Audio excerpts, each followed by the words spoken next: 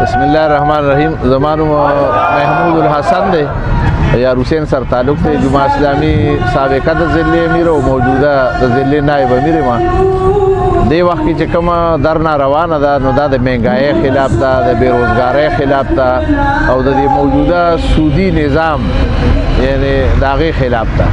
او د دې درنه اعلان چې کوم دی نو هغه امیر جماعت اسلامی پاکستان محترم سراج الحق صاحب کړی دی او دا یو سلسله ده چې په ټول پاکستان کې په هر ضلعي هډ کوارټر کې د مهنګای خلاف او د دې نظام خلاف، د دې سودی نظام خلاف او د IMF او د ورلد بینک د غلامۍ خلاف د دې خلاف درنه ده. قوم کې یو بیداری ده. دا درنه زمونږ د سحر د 9 بجو نه سٹارټ ته او دا به تر 4 بجو پورې مازدیګره پورې دا یو ریهرسل دی د مرکزي درنې دپاره، د اسلام آباد د درنې دپاره. او انشاءالله چې امیر جماعت جناب سراج الحق صاحب اعلان وکړي نو دا ټول قوم به انشاءالله اسلام آباد ته غونډېږي او بیا به د دې نظام زوالي او د اسلامي نظام د قیام اعلان به وي.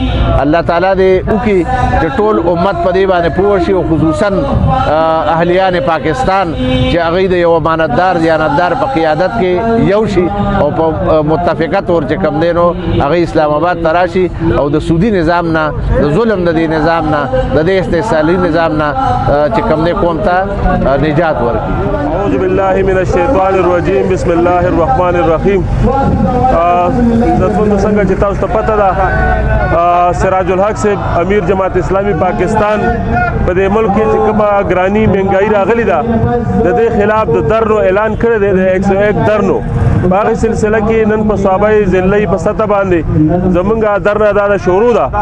حقیقت دا ده چې د دې خلاف چې کوم سراج الحق صاحب ځای په ځای درنې کوي نو څو پورې چې درو مونږ په دې خبره باندې مطمئن یو چې څو پورې دا نظام ختم شوی نه دی او د دې په ځای د اسلام نظام نه دی راغلی، زمونږ یو مسله هم نه حل کېږي. دې دپاره دا چې کوم کله په تیلو کې په قیمتونو کې اضافه وشي، کله چې دنو د بجلی په بیلونو کې چې دنو هغه اضافه وشي، کله چې دنو په ګیس کې چې دنو هغه قیمتونو کې اضافه وشي، نو دا هغه یو سلسله ده چې دا مطلب د IMF او د ورلد بینک په چې دنو په هغې په وینا باندې لګیا دی موږ چې دنو غلامان جوړ کړو. حقیقت دا ده چې موږ دیکانان یو په دې ملک کې. دا غریب ولس د عام ولس دا دیکانان دی، په دې باندې یو څو خلک چې دنو هغه مسلط دی او هغوی چې دنو د IMF او د ورلد بینک غلامان دي. په دې وجه باندې موږ د دې خلاف راوتو. دا قوم چې دنو بیدارو او د قوم ته دا خبره کوو چې څو پورې دا قوم بیدار شوی نه دی، دا څو پورې دا غریب ولس میدان ته راوته نه دی. دا سلسله به دا به چې دنو په مخ کې باندې روانوي. نن چې دنو 160-62 ډوپو ته چې دنو تیل ورسېدل وروڼو، دا خو مطلب دا چې لکه دا موټرسایکل نن سبا چې عام غریب سړي د دې لپاره اخیستی چې کار روزګار له به په ټایم رسي، ځان له به چې دنو هغه کوي هغه چې دنو هغه موټرسایکل چې دنو د تیلو د وجې چې دنو هغه ودرو. دغه شان چې دنو ټیکسای والا چې دنو هغه د ټیکسای لپاره چې دنو موټر باسلی دی هغه ټیکسي چې دنو هغه ودروله. دغه یو سلسله ده. نن سبا چې دنو دکان ته د دنو تلو شان نشته دی چې دنو ځان له غریب ځای چې دنو ځان له غوړي والي غوړي چې دنو عام غوړي چې هغه مطلب دا چې هغه خلک چې دنو مطلب دا د خوړلو قابل نه دي، هغه هم چې دنو 400 روپو کیلو ته ورسېدل. دغه شان چې دنو دالونه دغه شان هر څه په دې وجه باندې بهرحال موږ دا خبره کوو چې څو پورې دا قوم دا راوتی نه دی، دې میدان ته شوی نه دی، دا نظام چې نو دا بالکل چې دنو تسنس کړی نه دی. تر هغه وخته پورې زمونږ چې دنو دا مسلې نه حل کېږي.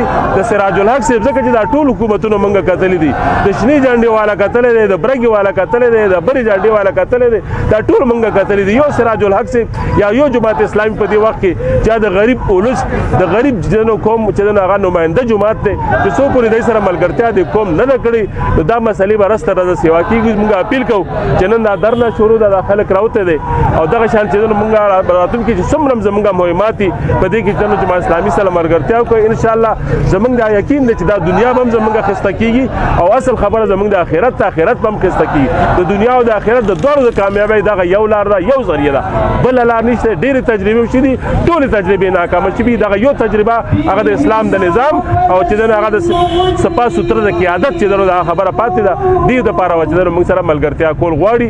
انشاءالله دا سلسله به د درنو په شکل کې او په مختلفو شکلونو کې به دا به جاري. قوم ته موږ دا اپیل کوو چې راځئ جماعت اسلامي سره په دې کې ملاتړ وکړئ او ملګرتیا وکړئ.